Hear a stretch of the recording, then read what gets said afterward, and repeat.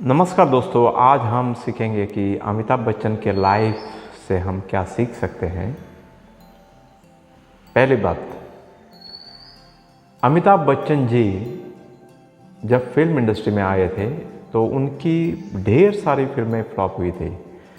कई वर्षों तक उन्होंने संघर्ष किया था और ये सब होने के बाद उनको जंजीर फिल्म मिल गई और उनसे उन्होंने कामयाबी देखी। तो दोस्तों, पहली सीख अमिताभ बच्चन जी के लाइफ से हमें ये सीखना चाहिए कि बहुत सारे अनसक्सेसफुल अटैम्प्ट होने के बाद भी आपके जीवन में कामयाबी आ सकती है। दोस्तों, अमिताभ बच्चन जी ने ABCL नाम की एक कंपनी की स्थापना की थी और उनमें उन्होंने ढेर सारी इन्वेस्टमेंट की थी। बावजूद इसके कि बहुत सारा इन्वेस्टमेंट था और बहुत सारे मेहनत के बाद भी अमिताभ बच्चन जी को कंपनी में सक्सेस नहीं मिली। उनकी फिल्में बॉक्स ऑफिस पे ढेर हो गई और नौबत इस बात तक पहुंची कि उनकी प्रॉपर्टी भी अटैच हो चुकी थी और उनके पास कुछ भी बचा नहीं था। वो लिटरली बर्बाद हो चुके थे। लेकिन इसके बावजूद भी अमिताभ बच्चन ने धीरज नहीं खोया था। वो एक बहुत बड़े फिल्म प्रोड्यूसर के पास फिर से गए और उन्होंने उनको बताया कि मुझे काम की ज़रूरत है, मुझे काम दे दो।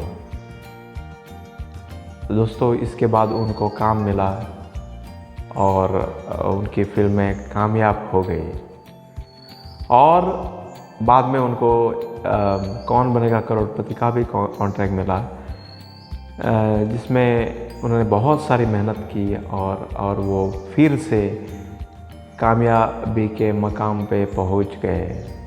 दोस्तों, इससे हमें ये सीख मिलती है कि अगर हमारा बुरा वक्त आता है तो हमको बिना हिचकिचाए हुए काम की तलाश में, नहीं तो पैसे कमाने की तलाश में, हमें धीरज नहीं खोना चाहिए। हमें फिर से अपनी ज़िंदगी तलाश लेनी चाहिए। यह हमें दूसरी सीख मिलती है अमिताभ बच्चन जी के जीवन से। दूसरों, तीसरी बात, एक दौर ऐसा था कि अमिताभ बच्चन कामयाबी की हर एक मंजिल छू रहे थे, लेकिन उनको इस बात का कतई गर्व नहीं था। बहुत ही हमेशा वो ज़मीन से जुड़े रहे और ये बात आपको कौन बनेगा करोड़पति में भी देखने को मिलती है। जब भी जैसा कोई आदमी आता है उनके सामने, उनका उसके साथ व्यवहार वैसा ही रहता है। अगर कोई बहुत ही गरीब आदमी आता है हॉट सीट पे, तो अमिताभ बच्चन जी का व्यवहार बहुत ही उनकी तरह वो उनसे बर्ताव करेंगे और उनको हेल्प करने की कोशिश करेंगे। आपने ये देखा होगा, तो ये उनकी खासियत है। और वैसा ही कोई प्राउड अगर आदमी आता है तो उनके साथ उनका व्यवहार वैसा ही रहेगा और हमेशा वो मुस्कुराते रहेंगे और उनका मजाक भी जमकर रहेगा। तो ये अमिताभ बच्चन जी ने सीख लिया है कि जैसा आदमी उनके साथ व्यवहार करेगा वो उनके साथ वैसे ही व्यवहार करेंगे, लेकिन वो हमेशा ही ज़मीन से जुड़े रहेंगे। ये उनकी खासियत है।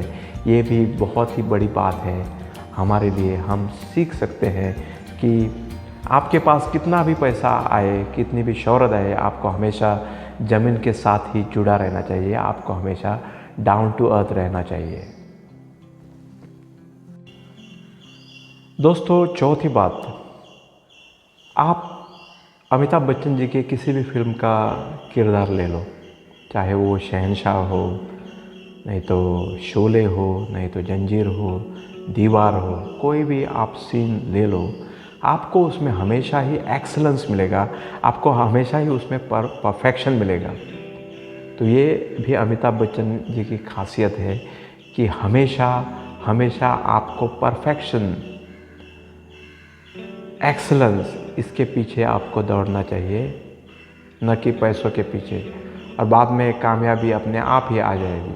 अमिताभ बच्चन जी की ये हैसियत है कि वो हमेशा परफेक्शनिस्ट ही रहे हैं। आप हिंदी में उनका कमाल देखो, हिंदी पे, क्योंकि हिंदी उनकी मातृभाषा है तो ये कोई बहुत बड़ी बात नहीं है, लेकिन परफेक्शन रहता है। जैसे भी वो लैंग्वेज में बर्ताव करेंगे, जैसे भी लैंग्वेज में वो कम्युनिकेट करेंगे, आपको परफेक्शन मिलेगा। आप अंग्रेज़ी ले लो, उनकी अंग्रेज़ी परफेक्ट रहती है मेरे हिसाब से।